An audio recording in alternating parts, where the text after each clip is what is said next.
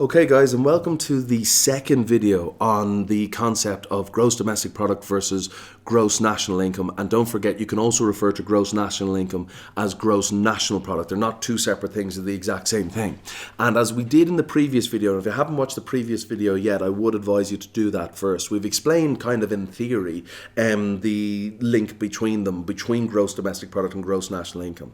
And that link is known as net factor income from abroad, net factor income, net foreign income. It can be known as a number of different things. So if you see this, you reckon you know what it is in context of the question, and it's just got a different name. It can be called a number of things, so please don't concern yourself with it. What I'm going to do now is I'm going to go into a series of questions where we calculate, like mathematical questions. Shouldn't be too difficult with the maths. Mathematical questions where we calculate net factor income from abroad, excuse me, and also using that figure that we calculate, we would then get, we could calculate gross domestic product from gross national income or gross national income from gross domestic product. Okay, so I'm going to take my time for this very first question. Then you should, I hope, see how these questions are done and why they're done that way. Essentially what we're doing is we are looking at the value of goods and services that was produced in Ireland. That's GDP. And we're taking away from that the value of those goods and services that were produced by foreign-owned factors of production, but we're also adding to it the value of goods and services produced abroad that were produced by Irish-owned factors of production. Okay, so we just add up everything that was produced in Ireland. That's GDP. That's what we've been doing up until this point, essentially, with all those previous videos from national income, like, 1 or 2, all the way up until whatever we are at now. But we've got to take away the money that's sent out by foreign-owned factors of production, and we've got to add to that the money that's sent in by Irish-owned factors of production abroad. Now, don't get concerned when I say factors of production. I just mean businesses, people, property, any money that we get from that's abroad, out of Ireland, that's sent in, that's a plus. We add that to gross domestic product to try and calculate gross national income. But any money that was earned here by foreign-owned factors of production and sent abroad, we have to take that away from gross domestic product in order to calculate gross national income. Okay, so right now, what we are doing is calculating on net the money that has come into Ireland from Irish-owned factors of production operating outside of Ireland. And we also have to calculate, we take away from that, the money that was earned in Ireland from foreign-owned factors of production that is being sent out or repatriated, okay? So profits, and again, it's the factors of production, as I said. So there's profits, there's wages, there's interest, and there's rent. They're the only 4 payments that the factors of production can receive. Okay, so profits repatriated out of Ireland.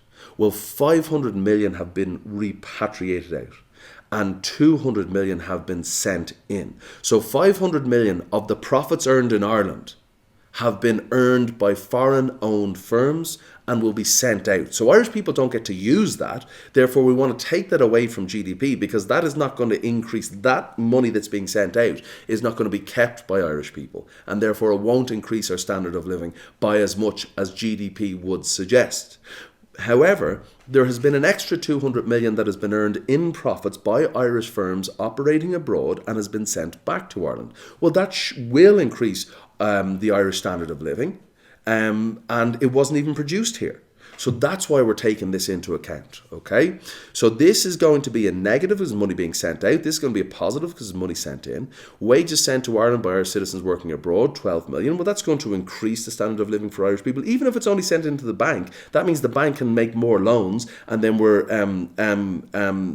Irish people get access to more loans, okay? And then wages sent abroad by immigrants working in Ireland is 5, so that's a negative. That's going to reduce Irish GNI, okay? Interest payments made by Irish borrowers, so Irish people paying back foreign banks, is 17 million, and interest payment received by Irish lenders for foreign lending is 2 million.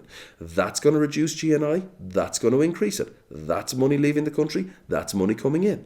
Rent received by Irish owners of foreign property. Okay, so Irish people own property and they receive altogether 8 million a year, all right? And then rent paid to foreign, that's going to increase Irish GNI, and then rent paid to foreign owners of Irish property is 7 million. And that's going to reduce Irish GNI because that's money leaving the country. Okay, so net factor income from abroad is the total value of money coming into Ireland earned abroad by Irish-owned factors of production. Okay, well, let's see where we get these numbers. This 200 million profits being sent into Ireland, this 12 million wages sent into Ireland, this 2 million interest payment received by Irish lenders for foreign lending, and this 8 million is rent received by Irish owners of foreign property. That's all the money coming into Ireland from Irish factors of production abroad, from earning money abroad, and they've sent that back home. That's 222 million. All right, but from that then we have to take away all the money that was earned in Ireland that is part of Irish GDP, but Irish people don't get to keep. And still, as I said in the previous video, I believe that this Irish people benefit more from the existence of foreign firms, foreign workers, so on and so forth, than it costs us. Now, in this example, we will see that the money being sent out of Ireland is greater than the money being sent into Ireland. And that is actually an accurate reflection of the situation that as it occurs now. And yet, I still believe that none of this money would have been created in Ireland, and they employ so many people and all that kind of stuff. I still believe in the openness and freedom of international trade. So what do we do? Well, we've got to try and calculate GNI from GDP. And in order to do that, we need to calculate net factor income. That's all the money coming in, which is this 222 million, minus all the money that's leaving, which is this 530 million. And what I'm saying is, on net, hence the name net factor income, 308 million euro has been sent out. 308 million more euro has been sent out of the country from foreign-owned factors of production operating in Ireland, then has been sent into the country from Irish-owned factors of production operating abroad. That means that on net, based on our GDP, Irish people get to keep 308 million less than that. Okay, so don't forget what GDP is: price 1 times quantity 1 plus price 2 times quantity 2, all the way through. But what we're saying is, on net, Irish people are 308 million euro more is being sent out of Ireland than is being sent into Ireland. Okay, now for the next one, I would ask you to pause the video. What we're trying to do is calculate net factor income from abroad. Okay, what that is the total payments being sent into Ireland from Irish-owned factors of production working abroad, and then we take away from that the total amount of payments being sent out of Ireland by foreign-owned factors of production working in Ireland. I would ask you to pause the video. I would ask you to try and work this out and press play when you get a chance to do this. Okay, when you have an answer. Thanks very much. Okay, well, hopefully you have had a chance to do that, and please, please, please, take the time to do it. And if you're ever unsure, just go back to previous examples or watch this one. There's a few more examples after this anyway to give you a bit more practice. Okay, well, let's have a look at all the money that's coming into Ireland. Where do they get this 700 from? Profits repatriating into Ireland. There are firms that earn 700 million abroad that are Irish owned that send 700 million back to Ireland. Wages sent to Ireland by Irish citizens working abroad. That's 6 million. Okay, the 6 is here. Interest payment received by Irish lenders from foreign lending, and the 15 is rent received by Irish owners of foreign property. Okay, so we get 737 million extra on top of our GDP was sent into Ireland. We're just calculating net factor income from abroad, okay? And then taking away the 300 million profits that was sent out, the 12 million wages that was sent out, the 23 million interest payment that was sent out, and, oh God, I have 23 twice, and then rent paid to foreign owners of Irish property. So Irish people are renting property and they're all together are paying 23 million. So we add up all of those and we get 358. What this means is that Irish-owned factors of production abroad earn 737 million that they sent home. Foreign-owned factors of production in Ireland earn 358 million that they sent abroad. So that means on top of all the stuff that we have made, on top of our GDP, Irish people get to keep an extra 379 million from the difference between what foreign-owned factors of production earned in Ireland and sent away and what Irish-owned factors of production earned abroad and sent home. That's what we're saying. Okay, again, I would ask you to have a go at this. Please pause the video. I'll go a little bit quicker through this example. And when you have an answer, press play. Okay, so again, forgive me, I probably didn't give you enough time to press pause, but still, we're just going to go through this. Okay, so we are calculating the net money that is sent into Ireland, realizing it can be negative. Okay, so we're calculating net factor income from abroad. Where are we getting all of these figures? The profit sent in, okay, the wages sent in, okay, the interest sent in, and then the rent sent in. And what do I mean by sent in? Irish owned factors of production, operating outside of Ireland, working outside of Ireland, sending money into Ireland. They are all positives. They will increase Irish GNI. Okay, and you have to know GDP first to calculate GNI. All right, that's 784 million. And where did I get all of these numbers from? That's all the money sent out that was earned in Ireland, part of Irish gross domestic product, which is the total value of all goods and services produced within Ireland, and by foreign-owned factors of production and sent abroad. All right. So on net, is Ireland better off from the money being sent in by Irish-owned factors of production working abroad, compared to the money being sent out by foreign-owned factors of production working in Ireland? Well, the answer is a positive, we can see. So therefore, we are 198 million on net better off. We have GDP plus an extra 198 million. And that's our real standard of living, because that's what's kept by Irish people. Very important figure, I really do. Okay, I think that. Forgive me, this should be 4. I do apologise. Guys, have a go at this question. This is question 4. And once you have an answer, press play, please. Okay, so again, hopefully, you've had a chance to do that. And all I'm doing now is just calculating the exact same thing that we've done in the previous number of questions. It's all the money coming into Ireland from Irish-owned factors of production operating abroad. That's 840 extra million has been sent in, but we also have to take into account the amount of money that was sent out. And I got 865 million that was earned in Ireland by foreign-owned factors of production and sent out. Okay, so basically on net, is the money that's kept by Irish people, is it higher or lower than GDP? Is GNI higher or lower than GDP? And basically, because the money sent out is greater than the money sent in, GNI is 25 million lower in Ireland than GDP as a result of this engagement between foreign and domestic owned factors of production. Now, this is what we're doing now. I really do hope this helps, okay? So to get from GDP to GNI, it's simple. We've been doing that essentially. We add net factor income from the rest of the world to GDP if it's positive.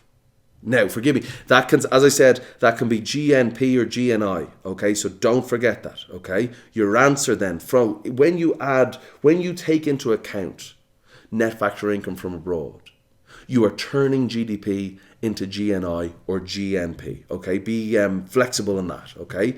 And you subtract net factor income from abroad, you subtract that from GDP if it is a negative, and your answer is GNP or GNI. So let's have a look at this. We have GDP is 500 in 2007, 600 in 2008, 7, blah, blah, blah. We've got NFI, NFIA, all of these different things, net foreign income, whatever you want, okay? Net factor income, all of these are equally applicable, all right? So this is a negative, this is a positive, negative, negative, negative, okay? How do I calculate GNI? Okay, well, the first thing is GDP is 500. Net factor income from abroad is minus 50. That means more money went out of Ireland as a result of foreign-owned factors of production working in Ireland and sending it abroad, then came into Ireland as a result of Irish-owned factors of production working abroad and sending it home. So therefore, GNI in this case is 450. Okay, now for 2008 GDP was 600, and on net 60 extra million, these are all in millions, 60 extra million was sent into Ireland and was sent abroad. So GNI, or gross national income, the amount of money that Irish people get to keep, all right, is 660. For 2009, it's also 660. Because NFI is a negative, that means you have to take it away from 700, so you get 660. For this one, GDP is 800 and NFI is minus 10, so it's 790. So whenever NFI is negative, What you have to understand is that Irish people get to keep less than their GDP, less than the amount that was created. Now, it wasn't per se all created by them. It wasn't by Irish people. That's why it's a negative, because it's foreign owned factors of production. And then again, we have 790. Why? Well, GDP was 900, or yet 900, and NFI was minus 110. Okay, now, I mean, don't be worrying about the sways or the swings. That just wouldn't happen in real life. But still, it's only for illustrative purposes.